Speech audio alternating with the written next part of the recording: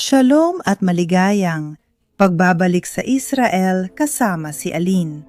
Ngayon, magsasagawa tayo ng isang paglalakbay sa Biblia.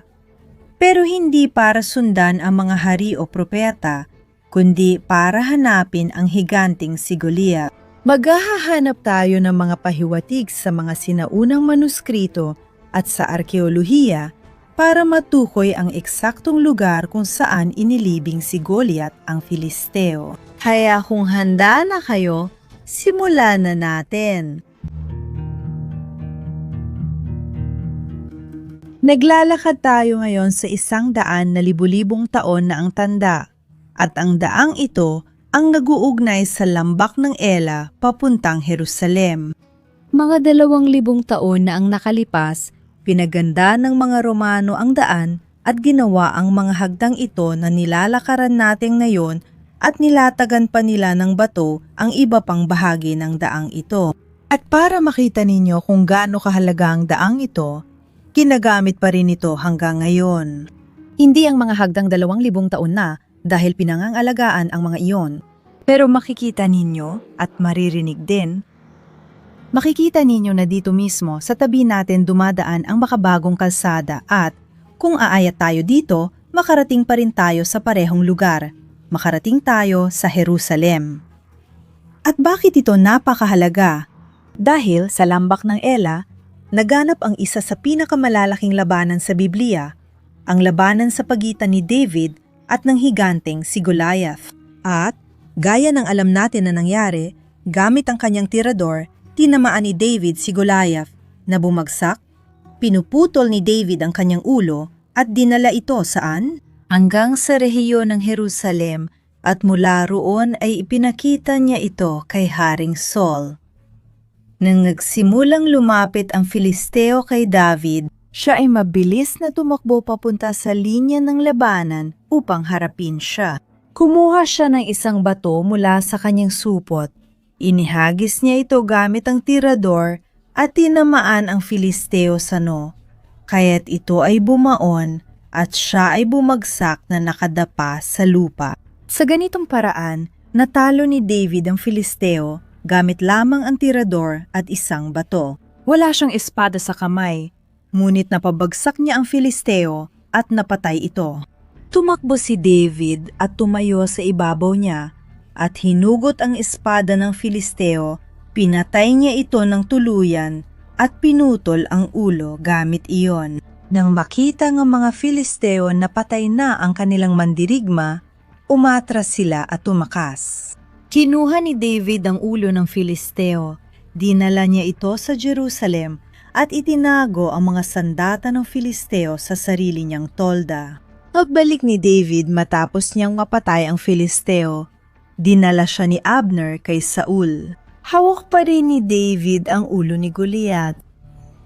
At dahil dito, malaki ang posibilidad na pinili talaga ni David na umakyat sa Jerusalem sa pinakamadaling daan, ang pinakamadaling tahakin na naguugnay sa dalawang lugar, at ito mismo ang daang iyon. Pero kung ang ulo ni Goliath ay dumaan talaga sa daang ito, ano naman ang nangyari sa natitirang bahagi niya? Sa katawan niya.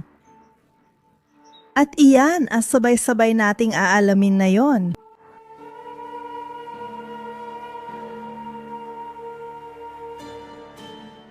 Isa sa mga tanong na kailangan nating sagutin ay, paano natin malalaman kung ang Roma noong daang ito na 2,000 taon na ay talagang umiiral na noong panahon ni David? At para dito, maaari nating basahin ang mga pag-aaral na inilathala ng Ministeryo ng mga Antigidad ng Israel. Sa mga iyon, maiintindihan natin na bihirang-bihira ang mga Romano na lumikha ng mga bagong ruta at daan. At oo, kinukuha nila ang mga rutang ginagamit na ng mga lokal na populasyon at ng mga mangangalakal, na kadalasan ay mga pansamantalang daanan lamang. At ang mga Romano naman ay pinapavimentuhan, pinapalapad at ginagawang opisyal ang mga ito. Bukod pa rito, ito ang rutang pinakaangkop ayon sa topografya dahil ang lambak ng Ela ay isang natural na daanan sa pagitan ng baybaying kapatagan at ng mga bundok ng Juda. Kung ang daan ay dumaan sa ibang ruta, mas marami pang mga lambak at bundok na may mga paakyat at pababa. Malayo iyon sa pagiging idea nung panahong yon kung saan lahat ay ginagawa ng naglalakad o nakasakay sa mga hayop. At isa pang palatandaan ay ang maraming mga lugar na archaeological mula sa panahon ni David na itinayo sa rutang iyon. Tulad ng Hirbet Kayafa na siyang biblical na Sharaim. At ito ay nagbabantay at napoprotekta sa kalsadang iyon. At dahil sa lahat ng ito, alam natin na ang kalsadang ito ay hindi lamang 2,000 taon, kundi higit pa sa 3,000 taon ang tanda.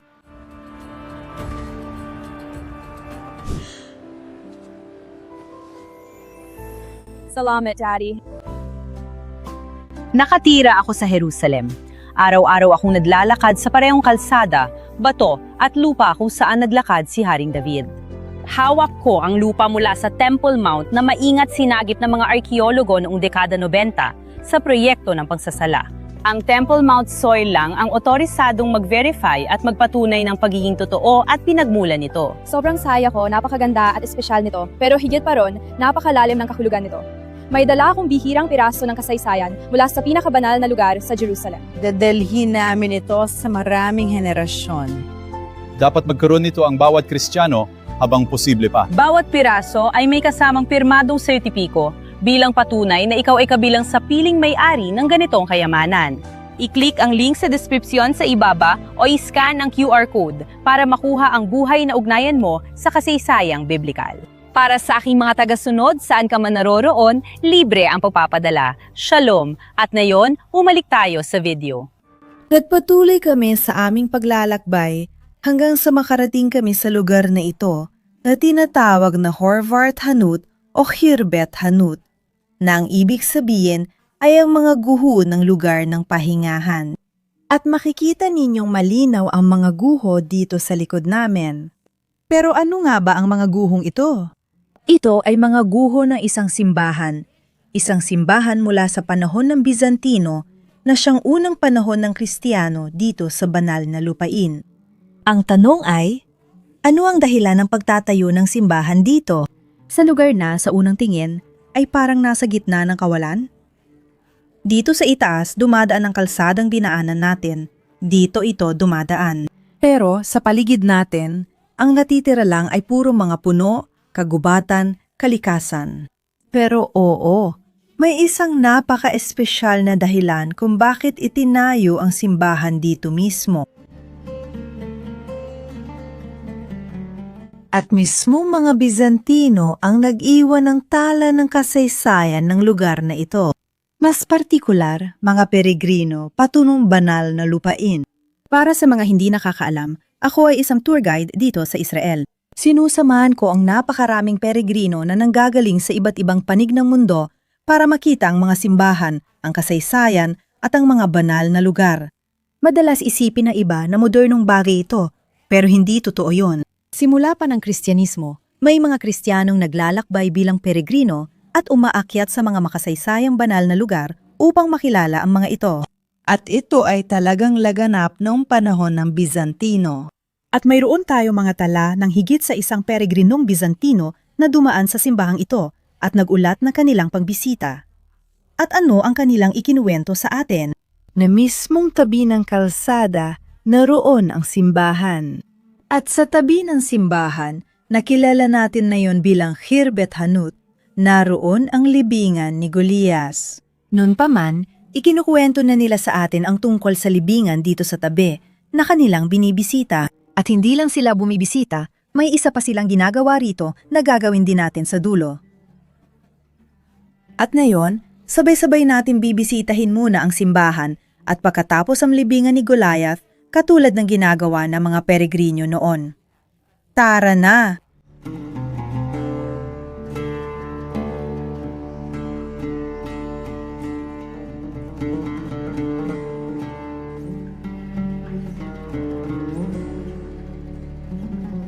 Ito ang gitnang bahagi ng simbahan at tingnan nyo kung gaano ito kaganda. Kung lalapit tayo, makikita natin na ang buong sahig ay natatakpan ng mosaiko. At isang mosaiko na ginawa ng napakadetalyado na may mga larawan ng mga halaman, hayop at mga prutas. At ang mosaic na ito ay ginawa ng may malaking pagsisikap at dedikasyon. At ito rin ay isang mamahaling mosaic, isa sa mga paraan para malaman natin kung gaano kamahal ang isang lumang mosaic ay sa dami ng kulay ng mga bato na ginamit. At dito makikita natin ang iba't ibang kulay, mga shade ng abo, puti, pula. Kaya makikita natin na ito ay isang mamahaling mosaic. At dahil dito, hindi lang basta isang bahay pahingahan o lugar na pahingahan ng mga peregrino ito, kundi isang mahalagang lugar. At tama nga, ang kahalagahan din ng lugar na ito ay konektado sa pagiging libingan ni Goliath dito sa tabi. Ngayon, tuloy na tayo at papasok sa simbahan. Tara!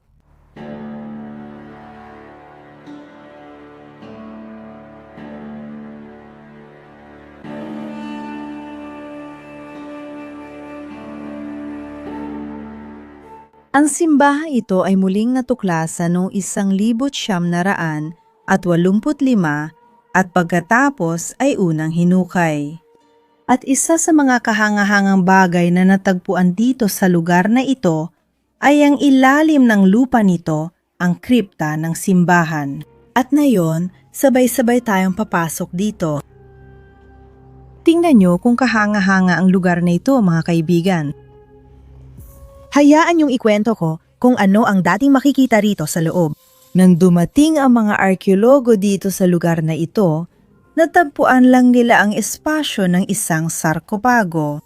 At hindi ko sinasabing may sarkopago, kundi ang espasyo ng isang sarkopago dahil noong 1985 nang dumating ang mga arkeologo dito, walang laman ang lugar, pero may bakas ng sarkopago.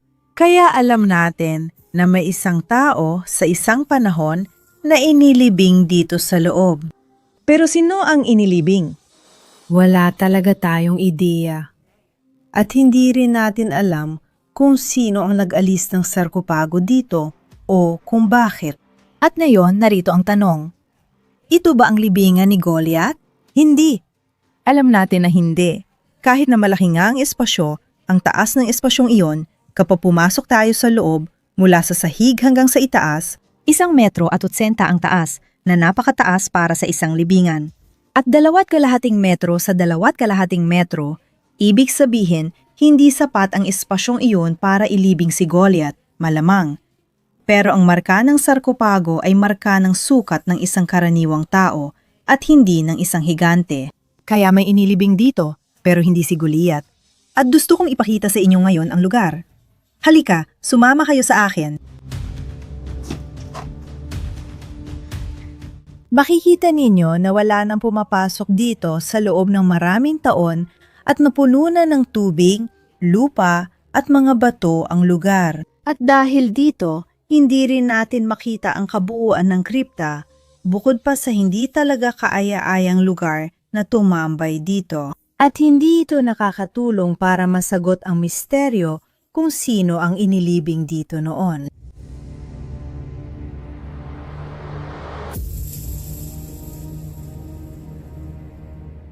At ngayon, para malaman kung nasaan ang libingan ni Goliath, pakinggan natin ang isinulat ng isa sa mga sinaunang peregrino, si Antonino de Plasencia. Ang huling hantungan ni Goliath ay naroon sa gitna ng daan at may isang tumpok ng kahoy sa ulunan niya. Mayroon ding bunton ng mga bato, isang bundok na napakalaki na wala nang natitirang, kahit isang maliliit na bato sa loob ng 32 kilometro. Dahil bawat dumadaan doon ay nagpapakita ng paghamak, kumukuha ng 3 bato at inihahagis ang mga ito sa kanyang libingan. Nasa tabi tayo ng kalsada at ngayon, kailangan nating hanapin ang isang buntun na gawa karamihan sa maliliit na bato.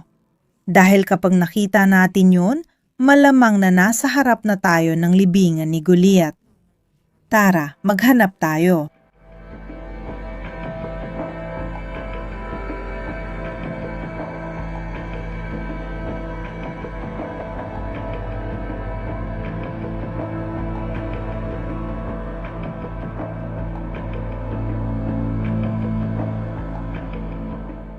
Ang nakikita natin ay isang maliit na artipisyal na burol. Ito ay may taas na 7 metro at 9 na metro ang haba. At ang mga arkeologong nag-aral sa lugar na ito ay nagkasundo na, walang duda, ito ay isang artipisyal na bunton. At saka, kung titingnan, makikita natin na iba ito kumpara sa paligid, pero hindi lang siya naiiba sa ibang mga burol, iba rin siya sa lahat ng ibang libingan na alam natin sa banal na lupain, lalo na noong panahon ni Goliath at ni Haring David. Medyo kakaiba ang bunto na ito. Halika kayo rito. Gusto kong ipakita sa inyo kung gaano ito kakakaiba. Kung titingnan natin dito, malaking bahagi ng bunton ay gawa sa mga bato o kahit man lang nababalutan ng mga bato. Makikita ninyo, tinatanggal natin at may mga patong ng bato sa ilalim.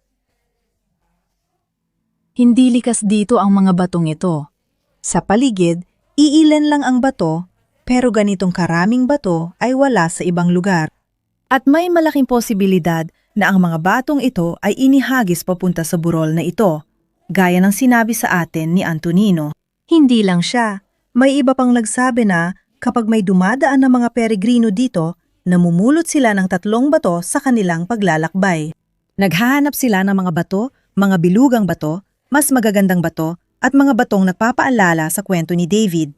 Dahil si David ay naghagis ng mga bilugang bato, mga maliliit na bilugang bato kay Goliath. Kaya sila ay pumupunta, pasensya na po mga kaibigan, sila ay pumupunta rito, naghahagis ng bato dito, at sa ganitong paraan, ang burol ay lumaki rin sa paglipas ng mga siglo at milenyo. Isa itong kilalang tradisyon noong panahong Bizantino kung saan maraming Kristiyano ang bumibisita sa simbahang ito. Ngunit ito ay nawasak ng isang napakalakas na lindol noong 8 siglo, at pagkatapos noon, unti-unting nakalimutan ang lugar na ito. Ngunit hindi naman tuluyang nawala sa alaala. Ang mga taga rito at mga taga-kalapit na bayan ang nagpapanatiling buhay sa tradisyong ito, na ipapasa ang kwento mula ama sa anak, henerasyon sa henerasyon. At ikinukuwento nila na doon sa Hirbet Hanut, naroon ang burol kung saan nakalibing si Goliath. At sa katunayan, may isa pang manlalakbay na dumaan dito noong 19 na siglo, isang Pranses na eksplorador na ang pangalan ay Victor Guerin. At siya ay napakasikat noong kanyang panahon at binisita niya ang lugar na ito noong 1863 at inilarawan niya ang Romanong kalsada, ang mga guho at isang napakalaking tumpok na mga bato na ayon sa tradisyon ay ang libingan ng higanting biblikal na si Goliath. At ikinuwento rin niya ang tradisyon ng mga peregrino na maghagis ng 3 bato sa tumpok ng mga bato.